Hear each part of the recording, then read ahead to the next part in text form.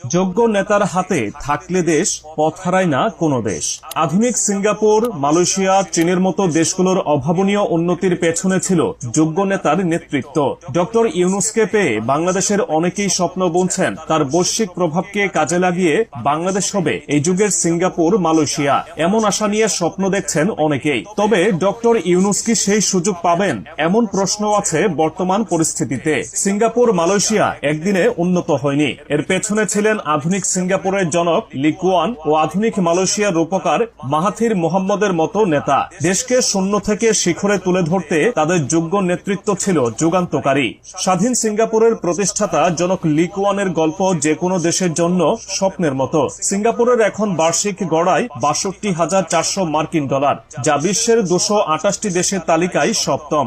অথচ এই দেশের আয়তন বাংলাদেশের নারায়ণগঞ্জ জেলার চেয়েও কম। তবুও বিশ্বের বাঘা বাঘা মাল্টি ন্যাশনাল কোম্পানি বিনিয়োগ করতে এসেছিল এই দেশে লি কুয়ানের হাত ধরে। লি কুয়ান যোগ্য মানুষকে যোগ্য জায়গায় বসাতে পারতেন। তাই এই দেশে দুর্নীতি বলে কিছু নেই। একটা জেলে পল্লী হিসেবে পরিচিতি পাওয়া দেশ সিঙ্গাপুর এখন অর্থনীতির পাওয়ার হাউস হিসেবে পরিচিত।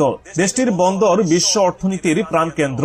সিঙ্গাপুরের চেয়ে অনেক বেশি প্রাকৃতিক সম্পদে, মানব সম্পদে সমৃদ্ধ বাংলাদেশ। বাংলাদেশের আছে বিশাল সমুদ্র সীমা আর 18 কোটি মানুষের জজবা। শুধু একটা যোগ্য নেতৃত্বের অভাবে আর একতার অভাবে বারবার বাংলাদেশ পিছিয়ে যায়। ডক্টর ইউনূস কি এই বাংলাদেশকে এগিয়ে নেওয়ার সুযোগ পাবেন?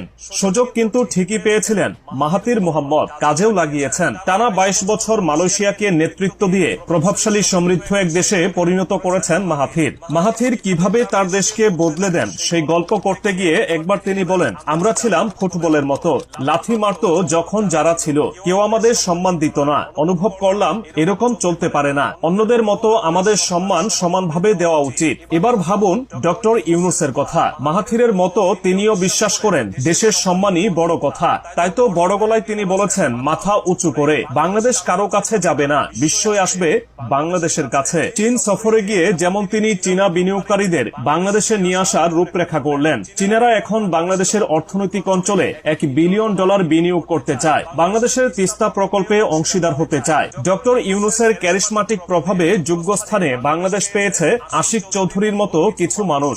দেখুন, মাত্র 8 মাস আগে একটা অভ্যুত্থান হওয়া দেশে বিনিয়োগ করতে বিনিয়োগ সম্মেলনে বিশ্বের কত দেশ থেকে এসেছে, কত বিনিয়োগকারী। সবাই হয়তো এখনই বিনিয়োগ করবে না, তবে এই যে তারা বাংলাদেশকে ডক্টর ইউনূসের কল্যাণে নতুন করে চিনে গেল, এর সুফল তো বাংলাদেশ একদিন না একদিন পাবে, যদি নেতৃত্ব থাকে যোগ্যদের হাতে। চীন যেমন একটা রক্ষণশীল দেশ থেকে আজ আমেরিকার সাথে টক্কর দিচ্ছে শুধু মুক্ত বাণিজ্যের এক সময়োপযোগী ট্রাম্প কার্ড